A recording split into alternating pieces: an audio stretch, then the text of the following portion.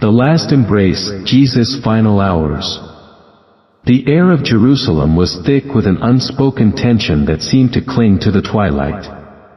The Mount of Olives, normally a sanctuary of peace, felt an unusual heaviness as a solitary figure bent in prayer beneath the ancient trees.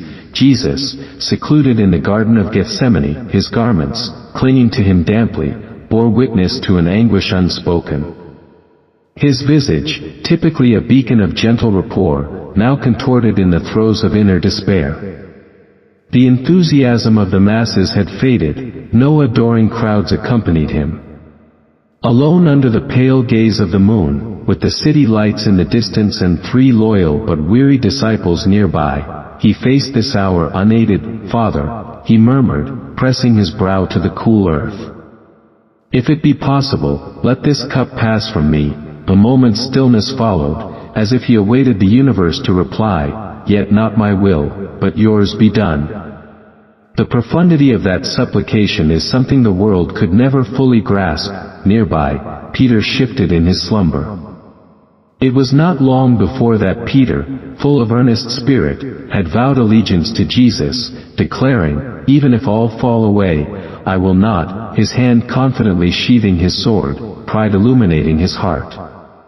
Jesus had regarded him with a gaze filled with affection, and a stark foreknowledge. "Before the rooster crows, you will disown me thrice." In the gathering shadows, the cadence of footsteps grew distinct, metallic, unyielding, inevitable.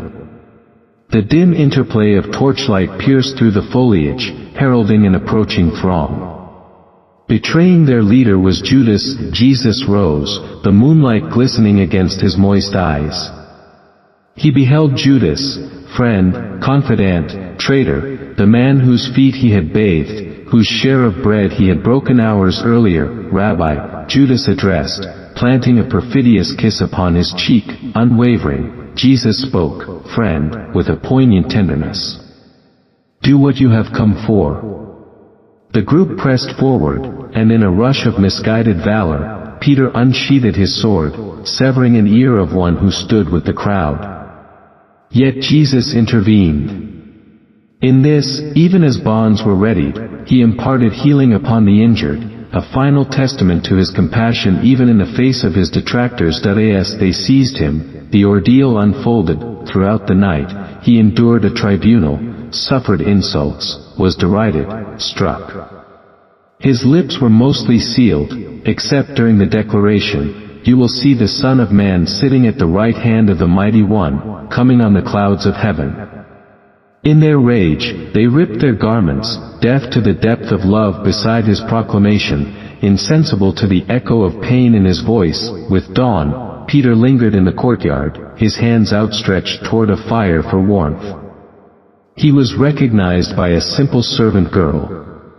"You were with him," she noted. Peter averted his eyes. "I do not know him," he insisted. Twice more, his association with Jesus was noted. Twice more came his denial, and then, the piercing call of a rooster. Peter's eyes met those of Jesus. There was no censure, no judgment. Only a profound sorrow that seemed bottomless. Overcome, Peter fled, enveloped in the night, tears streaming. By sunset, Jesus would bear the cross, yet even then, his boundless love persisted. To the thief, "Today, you will be with me in paradise." To his executioners, "Father, forgive them," and to his mother, "Woman, behold your son." At the very last, his words sealed the narrative, "It is finished." Darkness enveloped the sky. The earth convulsed, the temple veil rent in two. Amidst the silence that followed the tempest, a lone soldier murmured, "Surely, this man was the Son of God."